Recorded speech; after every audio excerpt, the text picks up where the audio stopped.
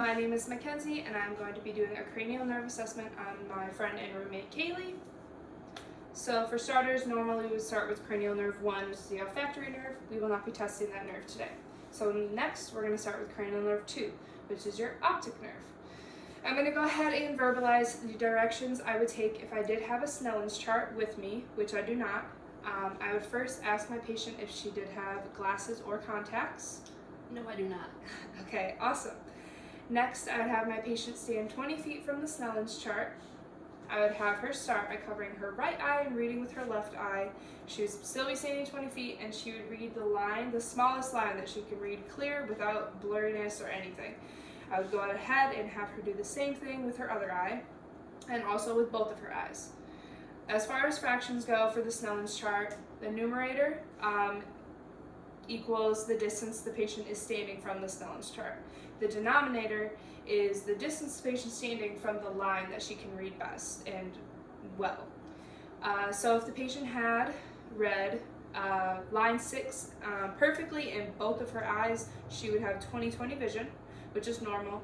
If the patient read line 6 and then line 24, they would have 20/80 vision, and that would be abnormal. So let's say this patient did read 20/20, she passed her Snellen's chart test, she has a normal vision. So next, I'm going to go ahead and have my patient cover her right eye. I'm going to cover my opposite eye. I'm going to hold up 3 numbers, and you're going to go ahead and repeat them back to me, all right? Okay. 3, 1, 2. Okay, go ahead and switch. 1, 2, 3. Okay, perfect. So your cranial nerve 2 is intact. Next, we're going to be testing cranial nerve 3, which is the oculomotor. We're going to go ahead and I'm going to hold my pen, and you're going to have to go ahead and focus and follow it for me, all right?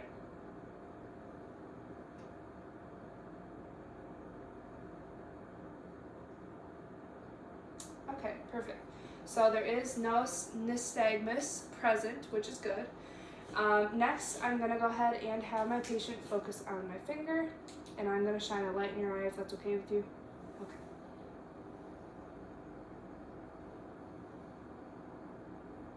Okay, perfect. Cranial nerve 3 is intact. Next, I'm going to go ahead and test cranial nerve 4, which is your trochlear nerve. I'm going to go ahead and take my pen again, and I'm going to hold it 3 inches. I'm going to go ahead and have you focus on it and follow it. Okay, perfect. Cranial nerve 4 is intact, sorry. Next, we will be testing cranial nerve 5, which is your trigeminal nerve. I'm going to go ahead and put a little bit of resistance on your jaw if that's okay with you. Okay, you're going to go ahead and open your mouth and then close it. And I'm going to feel up your temporal lobe. Any pain or pressure or any tenderness? No. Okay, awesome. Cranial nerve 5 is intact. Normally we would also test the sensory side of your trigeminal nerve, which would be your scalp, cornea, mucous membrane, and nasal membranes, but we will not be doing that today. Next, I'm going to go ahead and test cranial nerve 6, which is your facial nerve. Can you go ahead and chew or pretend you're chewing? Okay, perfect. Can you close your eyes really tight, open them back up? Can you pronounce your name? Kaylee. Okay. Go ahead and smile, frown, and then puff your cheeks out. Okay, cool. Normally we would also do a taste test with salty, sour, and sweet food substances, but today we will not be doing that.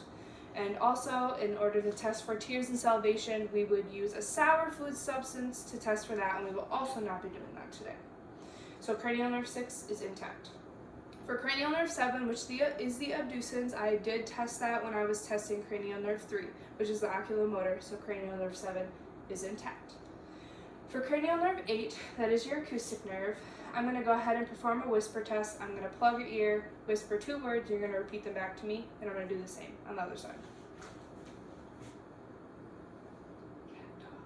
Cat, dog. Small house. Okay, good. Your hearing is intact bilaterally. Also, we would normally test for equilibrium, but since that is included in the head to toe assessment, we will not be doing that today. So cranial nerve 8 is intact. For cranial nerve 9, that's the glossopharyngeal nerve. I'm going to go ahead and have you say ah. Okay, perfect. And I'm going to verbalize that if I had the correct equipment, I would be testing for a gag reflex for my patient. So cranial nerve 9 is intact. For cranial nerve 10, which is your vagus nerve, I'm going to go ahead and have you state your name, Kaylee, your date of birth. 6/28/1998. Are you able to swallow? Yes. Okay. So since there's no hoarseness and no difficulty in swallowing anything, cranial nerve 10 is intact. For cranial nerve 11, which is your accessory nerve, I'm going to go ahead and put a little bit of resistance on your head. I'm going to have you move your head side to side. Okay. Any pain? No. Okay, go ahead and move your head up and down. Okay, any pain? No. Okay, and go ahead and shrug your shoulders. Okay, good. Go ahead and relax. Any pain? Nope. Okay, awesome. So cranial nerve 11 is intact.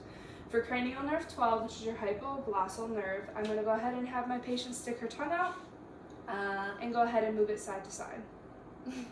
Okay, cranial nerve 12 is intact. And that includes my cranial nerve assessment.